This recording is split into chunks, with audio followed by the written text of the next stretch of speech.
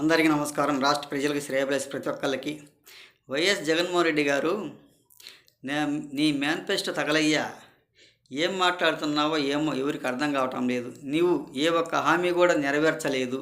నువ్వు నెరవేర్చకుండానే కోటాది కోట్లు దోసేశావు.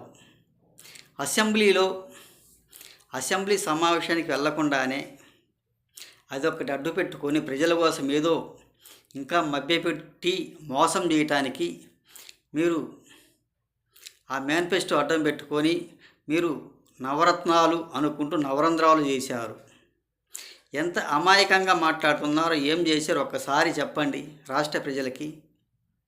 మీరు చేసినవన్నీ నేరాలు ఘోరాలు, మీరు చెప్పే మాటలన్నీ శ్రీరంగ నీతులు. అలా ఉంది మీ వ్యవహారం అంతా. మీరు అసెంబ్లీకి అడుగు పెట్టాలంటే మీకు ప్రతిపక్ష హోదా ఉండాలి, ఇవ్వాలి. కనీసం 18 మంది అన్న ఎమ్మెల్యేలు ఉండాలి. మీకుండేది 10 మంది ఎమ్మెల్యేలే. 10 మంది 11 మంది, నేను తీసేసి 10 మంది. ఆ 10 మందిలో కూడా కొంతమంది టచ్ కావచ్చు అధికార పార్టీలోకి. మీరు ఏం చేస్తారు ఎమ్మెల్యేలు లేకుండా?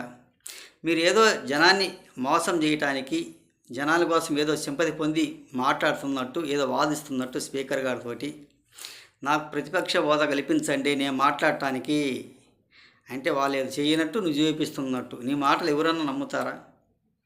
ఏం ఎమ్మెల్యేలు, ఓడిపోయిన ఎమ్మెల్యేలు? ఒకసారి చెప్పండి రాష్ట్ర ప్రజల గురించి. ఏ ఒక్క హామీ అయినా నెరవేర్చగలిగారా మీరు? ప్రజల్ని ఇంకా మోసం చేయాలంటే ఎవరు మోసపోరు.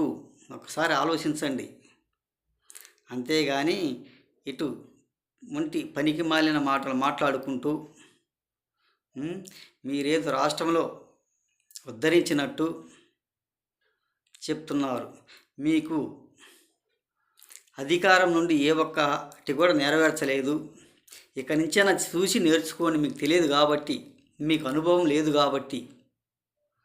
అంతేగాని ఊరక ఉత్తత మాటలు మాట్లాడుకుంటూ జనాలను మోసం చేయడానికి మాత్రం ప్రయత్నం చేయబాకండి